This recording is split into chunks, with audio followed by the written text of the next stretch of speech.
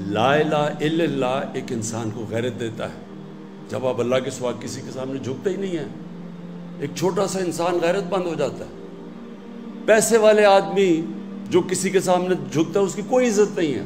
ایک مزدور بھی جب غیرت مند ہوتا ہے تو لوگ اس کی عزت کرتے ہیں. اور پھر جو یہ مدینہ کا انقلاب آیا تھا اس کی دو چیزیں تھیں, اس کی بنیاد دو جگہ پہ رکھی گئی تھی.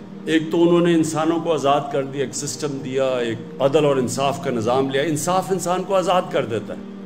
جس معاشرے میں جو حضرت علی کا قول ہے نا, ظلم کا کفر کا نظام چل جائے گا لیکن ظلم کا نظام نہیں چل سکتا. ناانصافی کا نظام اس لیے نہیں چل سکتا کہ جو پاکستان میں ہیں کہ بڑے بڑے مافیا بیٹھے ہوئے ہیں, قانون کے اوپر ہیں, قانون کی بالادستی قائم نہیں ہونے دیتے کیونکہ وہ فائدہ اٹھا رہے ہیں کرپٹ سسٹم سے.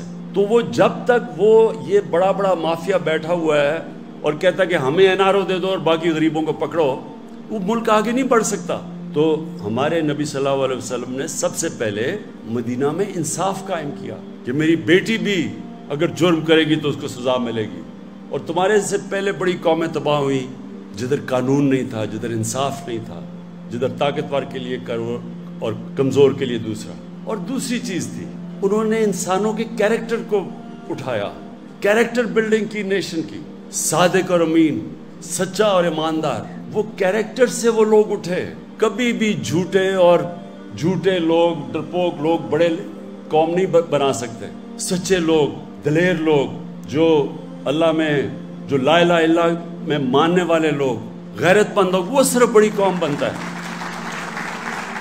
اور وہ ثابت ہے, مدینہ کی ریاست میں وہ ثابت ہوا ہے کہ دیکھتے دیکھتے یعنی جنگ بدر کے 11 سال بعد تو ایک سپر پاور گری اور 13 سال کے بعد دوسری گری ان کے سامنے.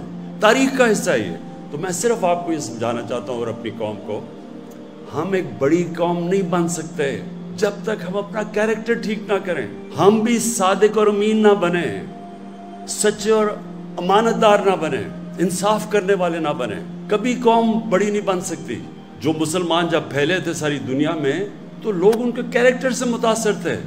انڈونیزیا اور ملیشیا کے اندر کوئی مسلمان فوج نہیں گئی تھی, وہ ان کے تاجروں کے کیریکٹر سے لوگ مسلمان ہو گئے. اس لیے ہم بھی پاکستانی, اور میں کیونکہ ہماری اکثریت نوجوانوں کی ہے, میں مسلسل اپنے نوجوانوں کو اس چیز سمجھاتا ہوں کہ اللہ نے اس ملک کو کسی چیز کی کمی نہیں دی. ہمیں یہ خطہ وہ ہے جس میں سب کچھ دے دیا اس نے, لیکن ایک ہمیں کیریکٹر چاہیے ایک عظیم قوم بننے کے لیے. سچے لوگ, سچائی, یہ جو علی امین بات کر رہا تھا کرپشن کی, جو بھی ہاتھ پھیلاتا ہے کسی کے سامنے, پیسے مانگتا ہے کسی سے, اس کی دنیا عزت نہیں کرتی. جب کسی کو رشوت دیتا ہے تو اس کی غیرت جاتی ہے, جو رشوت لیتا ہے اس کی غیرت جاتی ہے. میں جن لوگوں کو ہم کافر کہتے ہیں, میں نے ساری دنیا دیکھی ہوئی ہے. آپ حیران ہوں گے, وہاں اس طرح اخبار پڑا ہوتا ہے, لوگ پیسے ڈالتے ہیں, اخبار کوئی دیکھنے والا بھی نہیں ہوتا. کبھی وہاں سوچتے بھی نہیں کوئی دھاندلی ہوگی الیکشن میں. ہمارے یہاں پولنگ ایجنٹس بیٹھے ہوتے ہیں, وہاں ہو رہا ہوتا ہے, پھر لڑائیاں ہو رہی ہوتی ہیں. وہاں تو آتا ہے سیدھا ووٹ ڈال کے چلا گیا, کوئی پوچھنے والا بھی نہیں ہوتا, کوئی کہتا نہیں دھاندلی ہوئی. کہیں دیکھ لیں یورپ میں الیکشن ہوتا ہے, کہیں کوئی سوچتا بھی نہیں ہے دھاندلی کا. ہماری الیکشن سے پہلے ہماری گھنٹوں میٹنگ یہ نہیں ہو رہی ہوتی کہ ووٹر کو کیسے نکالنا ہے, دھاندلی کیسے روکنی ہے.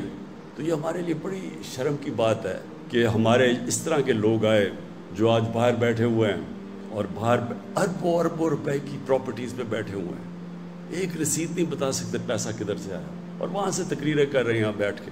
اس لیے جو جب تک اگر ہم نے بڑی قوم بننا ہے, عظیم قوم بننا ہے, وہ جو ہمیں بننا تھا, جو یہ بہت بڑا پاکستان کا کانسیپٹ تھا. تو میں صرف آپ کو شروع میں یہ بتا دوں کہ ایک تو سسٹم کے اندر ہم آج جنگ لڑ رہے ہیں قانون کی بالادستی کی, سارے مافیاز کے خلاف, یہ اس پہ انشاءاللہ ہم کامیاب ہوں گے. اور دوسری, قوم نے اپنے آپ کو چینج کرنا ہے.